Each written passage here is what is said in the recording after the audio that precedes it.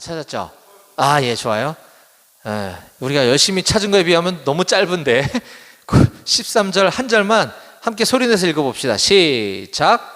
살인하지 말라. 네, 오늘은 이게 끝입니다. 본문이 되게 짧은데, 자, 지금 우리가 보고 있는 출애굽기 20장은 그 맨 위에 보면 10계명 이렇게 써 있어요. 여러분들 모세 10계라고 하는 영화 본 적 있나요? 들어는 봤나요? 10계라고 하는 영화. 그게 이제 이 출애굽기 20장을 배경으로 해서 만든 영화거든요. 하나님께서 모세에게 법을 수여하는 장면이에요. 법. 근데 그 법이 10가지만 있어, 조항이. 그래서 10계명이라고 하는 거고요. 저는 지금 여기 우리 임마누엘 교회에서 계속해서 이 10가지 계명을 제1계명, 제2계명 쭉 순서대로 지금 설교를 해오고 있습니다.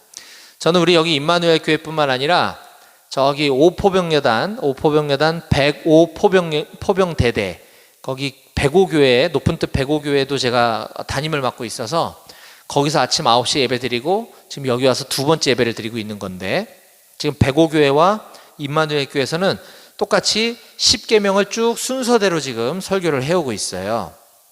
그래서 오늘은 죽이는 사람이 되지 말고 살리는 사람이 되라라고 하는 제목으로 오늘 말씀을 전하려고 합니다. 오늘 설교 말씀의 제목을 같이 한번 따라 읽어볼까요? 제가 먼저 읽으면 여러분들이 따라 읽는 겁니다. 자, 죽이는 사람이 되지 말고, 시작. 죽이는 사람이 되지 말고 살리는 사람이 되라. 살리는 사람이 되라. 아멘. 예, 오늘 이 10계명 중 제 6번째 계명, 제 6계명에 해당되는 이 살인 금지 규정에 대해서 오늘 말씀을 나눠보려고 하는 것입니다. 자, 성경 구절이 꽤 많은데 오늘 우리가 지금 힘들게 찾아서 읽어본 성경 구절은 출애굽기 20장 13절이었고 딱 6글자로 이루어져 있어요. 살인하지 말라. 두 단어로 이루어진 무척 짧은 본문입니다. 이 짧은 본문을 가지고 오늘 제가 여러분들께 좀 설교를 하려고 하는 것인데요. 자, 살인하지 말라는 것, 이거 굉장히 상식적이고 너무나 당연한 얘기 아닌가요? 그죠? 혹시 나 살인해 본 적 있다 이런 사람 있나요? 없죠. 이게 아마 우리뿐만 아니라 우리 사단, 우리 군단 아니면 전군에 살인해 본 적 있는 사람은 없을 거예요. 아마 있다면 감옥에 가 있겠지, 군에 오지 못했겠죠. 이처럼 굉장히 상식적이고 너무나 당연하고 이 말씀은 마치 흉악범들, 살인범들에게만 해당될 것 같아 보이는 이 계명이 왜 10계명 안에 들어와 있는가? 자, 하나님이 인류에게 주신 10개밖에 안 되는 계명이란 말이에요. 이거는 이때 구약시대뿐만 아니라 오늘날 우리에게도 해당되고 앞으로도 해당되고 매우 매우 중요하기 때문에 하나님이 10가지만 딱 정해주신 항목 안에 마치 흉악범들, 극소수의 사람들에게만 필요해 보일 것 같은 이 살인하지 말라라는 계명이 왜 여기에 들어와 있는가? 이게 우리랑 무슨 상관인가? 오늘 그거에 대해서 한번 살펴보려고 하는 것입니다. 자, 살인이라고 하는 것은 사람을 죽이는 것을 말하는 거죠. 자, 우리가 먼저 살펴봐야 될 거는 왜 성경은 살인을 하지 말라고 하는가에 대해서 먼저 그 근거를 따져보려고 해요. 우리가 도덕이나 윤리나 대한민국 헌법에서 규정한 살인하지 말라는 것은 온 국민이 다 알아요. 그러면 하나님의 자녀들인 우리 그리스도인들은 성경에서 뭐라고 얘기했길래 살인하지 말라고 하는가? 지금 출애굽기 20장 13절 뿐만 아니라 그것을 뒷받침해주는 성경적인 근거를 알아야 되는데, 이거는 찾지 말고 제가 그냥 소개해 드릴게요. 우리 출애굽기 앞에 보면 창세기가 있었죠. 아까 창세기 9장 6절에 보면 이런 말씀이 있습니다. 다른 사람의 피를 흘리면 그 사람의 피도 흘릴 것이니 이는 하나님이 자기 형상대로 사람을 지으셨음이니라. 자, 다른 사람의 피를 흘리면 이게 사람을 죽인 걸 말하는 거겠죠. 이는 그 사람의 피도 흘릴 것이니 그도 죽을 것이니란 뜻이에요. 왜냐하면 이는 왜냐하면 하나님이 자기 형상대로 사람을 지으셨기 때문이다 라고 말하고 있어요. 자, 이걸 통해서 알 수 있는 건 두 가지죠. 첫 번째는 인간은 하나님이 지으셨다.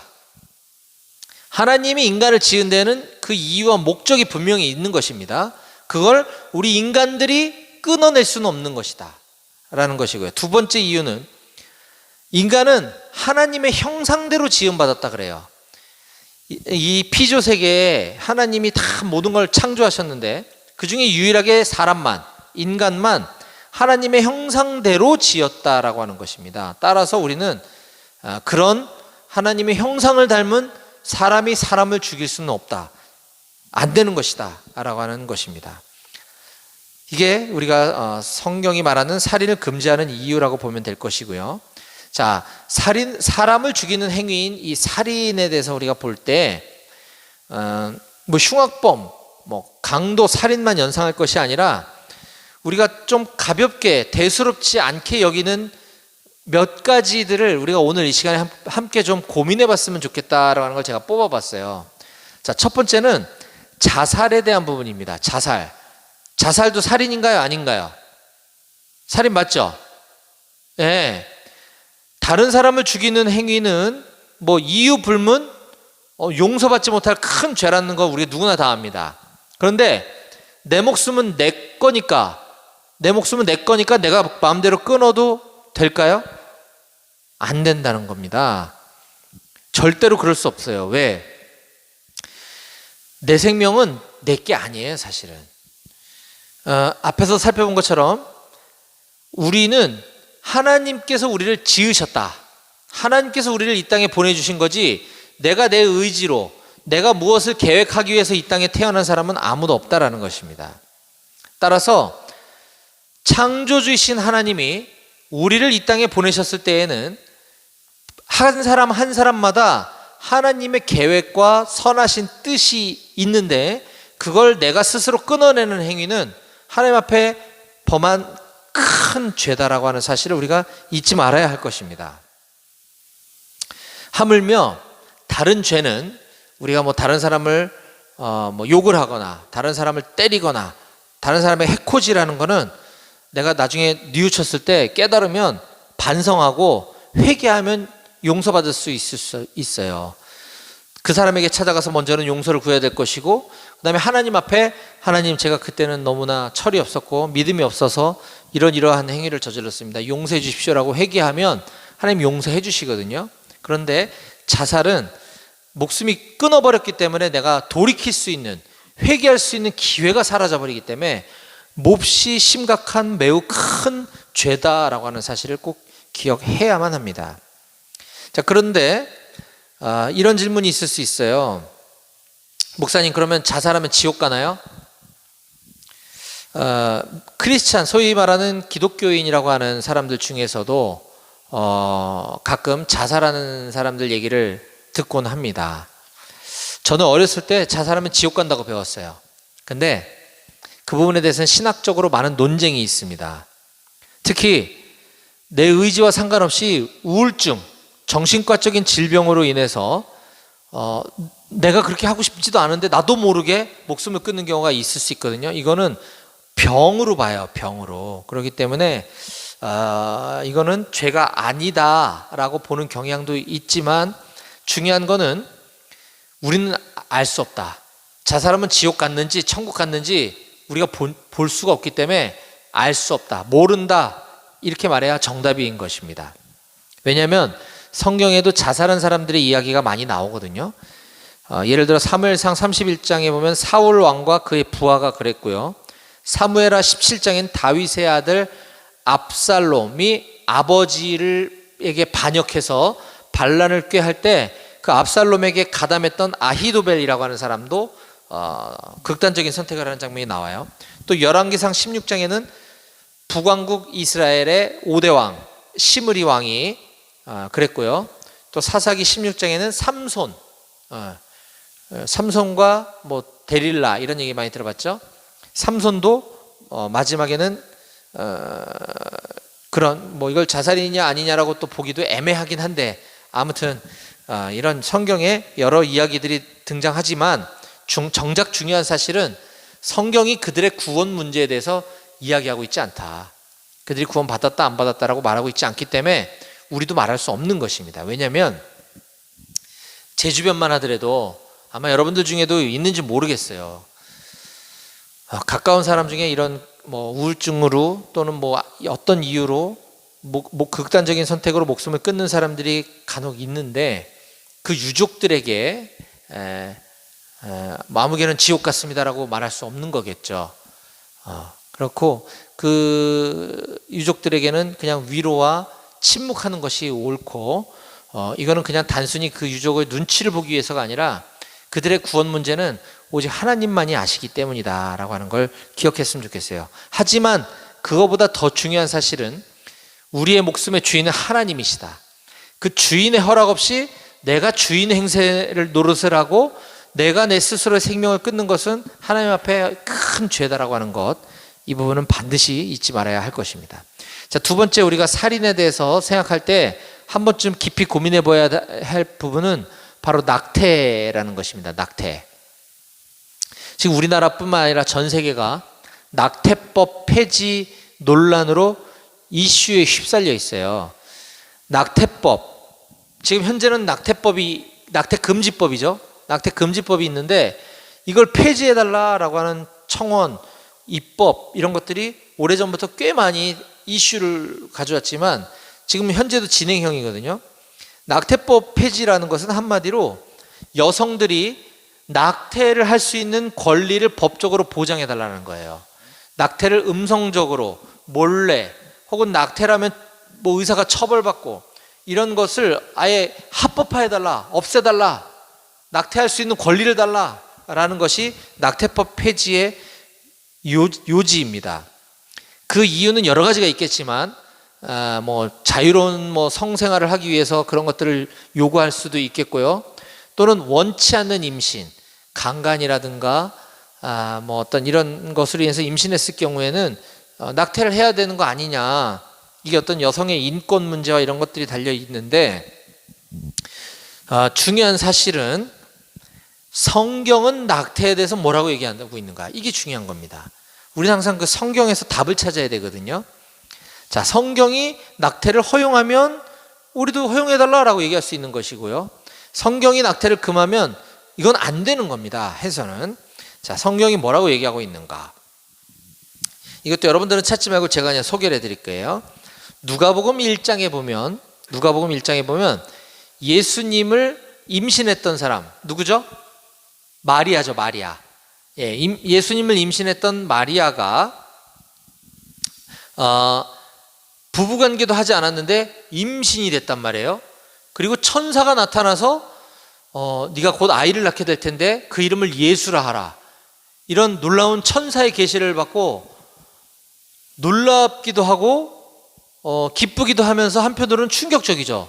왜냐하면 내 결혼을 앞둔 남자가 있는데 나 이 사람하고 잠자리를 하지도 않았는데 내가 임신했다는 건 어디 가서 애를 임신해 갖고 온 거라는 오해를 받을 수 있잖아요. 이때 당시 그거는 엄청 큰 죄였어요. 여자가 결혼을 앞두고 딴 데 가서 임신해 왔다, 이건 돌에 맞아 죽을 일이었거든요. 그러니까 마리아가 엄청 두렵기도 하지만 천사가 와서 뭔가 계시해 준 거 보면 뭔가 놀랍기도 한데 이거 어떻게 해야 되지? 이런 어려운 상황에 그의 친척인 엘리사벳을 찾아갑니다. 엘리사벳은 성경에는 그냥 마리아의 친척이라고만 표현하고 있는데 이 역사에 의하면, 전승에 의하면 마리아의 이모라고 소개하고 있어요. 마리아의 엄마의 동생이죠. 이 엘리사벳 이모를 찾아가서 대화를 나누고 있는 장면이 기록되어 있는데 제가 이 부분 한번 읽어드릴게요. 누가복음 1장 39절부터 44절까지를 제가 읽어보겠습니다. 자, 이때 마리아가 일어나 빨리 산골로 가서 유대 한 동네에 이르러 사가랴의 집에 들어가 엘리사벳에게 문안하니, 자, 사가랴는 이모부겠죠. 이모부, 엘리사벳이 이모니까요. 문안하니 엘리사벳이 마리아가 문안함을 들음에 아이가 복중에서 뛰노는지라. 여기서 말한 아이란 엘리사벳도 그때 임신하고 있었어요. 이모도. 엘리사벳 이모도 임신해 있었고 마리아도 임신해 있는데 엘리사벳 이모의 뱃속에 있는 복중에 아이가 뛰놀았다라는 표현이 나와요. 자, 엘리사벳이 성령의 충만함을 받아 큰 소리로 불러 이르되 여자 중에 네가 마리아 네가 복이 있으며 네 태중의 아이 예수죠. 네 태중의 아이도 복이 있도다라고 예언을 해요. 내 주의 어머니가 내게 나아오니 이 어찌 된 일인가. 이모가 지금 조카한테 내 주의 어머니라고 지금 얘기하고 있어요. 예수가 누군지를 성령님께서 알려주셔가지고 지금 예언을 하는 장면이에요. 내 주의 어머니가 나에게 나아오니 이 어찌 된 일인가. 보라, 내 문안하는 소리가 내 귀에 들릴 때에 내 뱃속에 있는 아이가 내 복 중에서 기쁨으로 뛰놀았도다. 아멘. 네. 지금 되게 신기한 장면이죠. 이모도 임신해 있고 조카도 임신해 있고, 조카 뱃속에는 예수라는 태아가 들어있고, 이모 뱃속에는 이게 지금 장차 태어날 세례 요한이에요. 세례 요한의 어머니가 엘리사벳이거든요. 지금 그 세례 요한 태아가 지금 마리아 뱃속에 있는 예수를 알아보고 기쁨으로 뛰놀았다고 지금 성경이 증언하고 있어요. 자, 이쯤 되면 이 태아들은 지금 생명체입니까? 생명체가 아닙니까? 당연히 생명체죠. 그렇기 때문에 우리는 이미 생명체, 소리도 들을 줄 알고 그가 누군지도 알아보고 모든 걸 다 판단할 수 있는 이 태아를 우리가 마음대로 죽일 수 있는 아무런 이유도 권리도 우리에겐 없는 것입니다. 낙태법은 폐지되어서는 안 되는 거예요. 이거는 살인을 허용하는 거와 마찬가지라는 겁니다. 자, 그런데 아까 잠깐 얘기했지만 좀 찝찝한 게 남아있어요. 뭐냐면 원치 않는 임신, 강간당해서 임신한 사람의 그 인권은 그럼 어떡하냐, 그 아이는 어떻게 해야 되는 거냐. 이거에 대해서 누군가 이런 얘기를 한 걸 제가 글로 본 적이 있거든요. 그 말씀으로 제가 답을 대신했으면 좋겠어요. 자, 여인이 원하지 않는 임신은 있을 수 있어도, 그렇죠? 하나님께서 원하지 않는 출생은 없다라는 것입니다. 하나님은 실수가 없으신 분이시거든요. 우리가 볼 때는 과정이 좀 이상하고 납득이 안 돼 보여도 하나님이 여기 있는 우리 한 사람 한 사람을 이 땅에 태어나게 하셨을 때는 우리가 알지 못하는 놀라운 계획이 있다, 이유가 있다. 그렇게 임신된 아이라 할지라도 그 아이가 이 땅에 태어나서 나중에 자라서 자기와 같은 불행한 환경에서 자란 사람들을 돕는데 크게 쓰임받을지 우리가 어떻게 아냔 말이에요. 그렇죠? 우린 몰라요. 그 아이가 이 다음에 뭐가 될지. 근데 그 아이를 뱃속에 있을 때 죽인다고? 안 된다는 거예요. 하나님께서 원하지 않는 출생은 한 사람도 없다라고 하는 사실을 기억할 때 성경을 우리가 보았던 것처럼 태아라 그래서 마음대로 살인을 하는 행위인 낙태를 허용해서는 안 된다라고 하는 것입니다. 자, 세 번째로 우리가 살인, 다른 사람을 죽이는 것과 관련해서 생각해 봐야 될 거는, 우리 지금 군복 입고 있는 군인들이잖아요. 전쟁에서 총과 포로 다른 적을, 사람을 죽이는 것, 이건 어떻게 봐야 됩니까?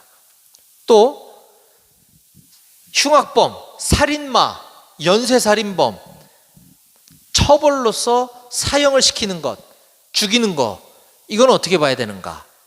자, 그거에 대해서 한번 또 살펴보겠습니다. 자, 우리와 같이 군복을 입고 있는 사람들은 우리의 본분과 역할은 유사시 전쟁이 발발했을 때 적과 싸워 이기는 거예요. 적과 싸워 이기려면 적을 죽일 수도 있는 것이죠. 그거는 우리의 마땅한 본분입니다. 그러면 살인하지 말라고 성경이 얘기한 거에 그 살인은 그러면 포함이 되는 겁, 안 되는 겁니까? 라는 질문이 들 수가 있겠죠. 자, 이 부분을 놓고 성경을 문자적으로 해석해서 성경에서 살인하지 말라 했기 때문에 우리는 군대 안 간다, 우리는 총 안 잡을 거야 라고 주장하는 집단들이 있습니다. 누구냐면 기독교 2단, 사이비 2단 중에 여호와의 증인이라고 하는 집단이 있어요. 그들은 우리나라는 국방의 의무를 갖고 있기 때문에 원치 않게끔 군대에 와서조차도 내가 총을 잡느니 차라리 난 영창을 가겠다. 이게 마치 자기들의 종교적인 신념인 것이냐 멋있는 것처럼 집총을 거부합니다. 그럴 거면 군대 오지 말았어야겠죠. 그래서 그들은 할 수 있으면 군대에 오는 것을 거부하고 감옥에 가기를 선택을 해요. 이게 종교라는 게 이렇게 무서운 거예요. 종교적인 신념으로 감옥을 가겠다고 하는 이런 사이비들이 바로 여호와의 증인이거든요.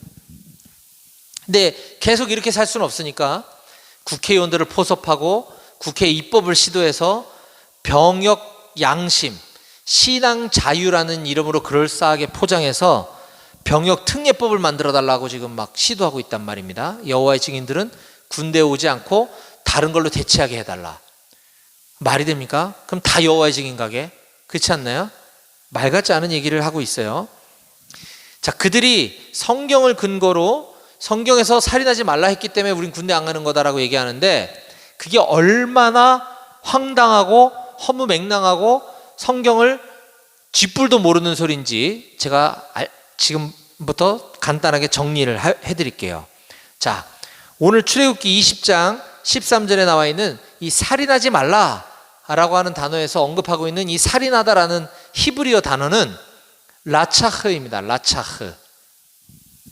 근데 성경에는 살인하다라는 단어에 이 라차흐라는 단어 외에도 하라그, 히미트, 나카, 무트라고 하는 여러 히브리어 단어들이 또 다른 단어들이 있어요. 그래서 그 용리에 맞게 이럴 때 사람을 죽인다라는 표현에는 무트라는 단어를 쓰고 이럴 때 사람을 죽이지 말라라는 단어를 할 때는 라차흐를 쓰고 상황에 따라 다른 단어를 쓴다는 거예요. 자, 그런데 오늘 출애굽기 20장에서는 라차흐 하지 말라라고 제가 얘기했죠.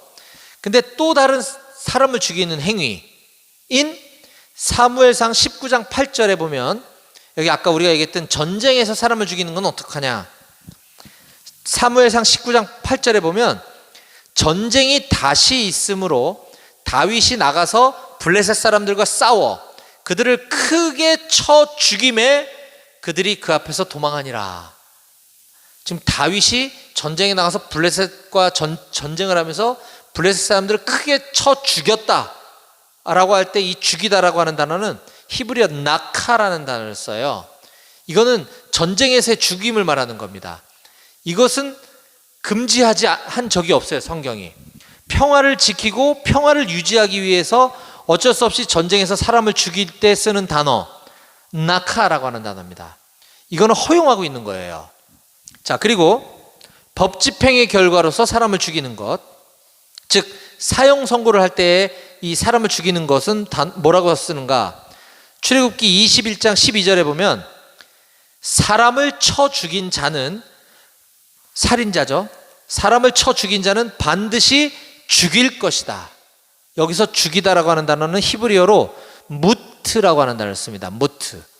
자, 우리는 지금 오늘 출애굽기 20장 13절에 살인하지 말라, 출애굽기 21장 12절에 사람을 쳐 죽인 자는 반드시 죽일 것이다, 사무엘상 19장 8절에 전쟁에 나가서 다윗이 블레셋 사람들과 크게 쳐 죽였다, 다 죽이다라는 똑같은 단어를 쓰지만 히브리어는 지금 출애굽기 20장 13절에 살인 금지 조항에서는 라차흐를 쓰고 다른 곳에서는 무트, 나카라고 하는 단어를 쓰면서 그건 허용해주고 있다는 걸 알 수가 있어요. 따라서 성경은 이와 같이 모든 사람을 죽이는 행위를 다 금지하고 있는 것이 아니다 라고 하는 것입니다. 그렇기 때문에 여호와의 증인들의 주장이 얼마나 엉터리고 말도 안 되고 허무맹랑한 얘기인지를 우리는 쉽게 알 수 있는 거예요. 성경을 조금만 알면 금방 알 수 있는 것들인데 말도 안 되는 얘기를 지금 하고 있다. 군대 오기 싫은 모양입니다. 자, 이제 마지막으로 우리가 살펴보아야 할 것은, 자, 이 살인하지 말라라고 하는 오늘 10계명의 제6계명 그 의미를 보다 좀 더 크게 확장해서 넓혀보아야 되는 영역이 있어요. 무슨 말이냐면 제가 지금 오늘 이 시간에 여러분들에게 출애굽기 20장 13절 말씀을 가지고 10계명을 지금 설교하고 있습니다. 살인하지 말라는. 근데 우리 예수님이 마태복음 5장에서 산상설교라고 하는, 산 위에 올라가셔서 당시 유대 사람들에게 지금 이 출애굽기 20장 13절에 있는 살인 금지 말씀에 대해서 똑같이 설교하시는 장면이 나와요. 자, 그러면 예수님은 뭐라고 설교하셨는지 궁금하죠? 한번 볼까요? 제가 읽어드릴게요. 마태복음 5장 21절과 22절입니다. 예수님이 직접 설교하시는 거예요. 옛사람에게 말한 바 살인하지 말라, 누구든지 살인하면 심판을 받게 되리라 하였다는 것을 너희가 들었으나, 지금 출애굽기 얘기하고 계신 거죠. 나는 너희에게 이르노니 형제에게 노하는 자마다 심판을 받게 되고 형제를 대하여 라가라 하는 자는 공회에 잡혀가게 되고 미련한 놈이라 하는 자는 지옥불에 들어가게 되리라. 아멘. 이게 예수님의 살인하지 말라라는 부분에 대한 설교 말씀입니다. 놀랍지 않나요? 나는 너희에게 말하노니 형제에게 화내는 자는 살인하는 자고 형제에게 라가라는 말은 우리말로 따지자면 이걸 얘기해도 되는 말이에요. 이 미친놈아, 이 멍청아, 이 욕이에요, 욕. 이 단어가 라가라는 단어거든요. 형제에게 이렇게 욕하는 자마다 공회에 잡혀가게 되고 미련한 놈이라고 하는 자는 지옥불에 들어가게 될 거야. 사람을 직접 죽이는 것뿐만 아니라 화내고 노하고 욕하는 것도 살인이야 라고 지금 얘기하고 계시는 겁니다. 이 부분을 우리는 어떻게 받아들여야 되나요? 그럼 여러분들과 저는 자유할 수 있을까요? 저도 살인자인 거죠. 저도 살면서 지금까지 욕 엄청 많이 했겠죠. 형제를 미워하고 형제에게 화낸 적 많겠죠. 여기서 말하는 형제는 친형제일 수도 있지만 우리 서로 전우들도 형제라고 얘기하는 거예요. 자, 이 말씀에 대해서 참 놀라운 사실은 우리가 이걸 알아야 합니다. 오늘날 이 왕따, 이 집단 따돌림, 이런 것이 굉장히 큰 사회적인 이슈가 되고 있어요. 학교에서의 왕따, 집단 따돌림, 군대에서의 그런 문화, 어떤 선임병이 새로 들어온 이등병을 또는 어떤 후임병을 마음에 안 든다고 내 밑으로 앞으로 내일부터 쟤하고 말 걸면 내가 가만 안 놔둬 따돌려 버리는 거죠. 이게 쌓이고 쌓이다 보면 나중에 우울증으로 오게 되고 그걸 견디지 못하고 극단적인 선택을 하는 경우가 종종 있습니다. 학생들이 군에서 결국 내가 직접 그 아이를, 그 후임병을 죽이지 않았어도 말로 또는 집단 행동으로 얼마든지 간접 살인을 할 수 있다는 걸 우리가 오늘날에도 알 수 있는 거죠. 예수님이 지금 그 얘기를 하고 계시는 겁니다. 결코 과장된 해석이 아니에요. 욕하는 게 어떻게 살인입니까? 예수님이니까 가능하지 이게 우리한테 어떻게 말이 됩니까? 우리에게 꼭 필요한 말씀이다라는 겁니다. 자, 오늘 말씀을 정리해 보겠습니다. 지금 이제 우리 오늘 10계명의 제6계명 살인하지 말라라는 부분을 오늘 살펴봤어요. 이거는 극소수 흉악범이나 살인범들에게만 해당되는 말씀이 아니라 우리 모두에게 해당되는 말씀이라는 것을 우리가 오늘 말씀 통해서 깨달았습니다. 왜냐하면 우리가 흔히 저지르는 뭐 낙태라든지 또는 뭐 자살, 전쟁에서 사람을 죽이는 거 여러 가지 등등등 하지 말아야 될 게 있고 해도 되는 것이 있다고 했고요.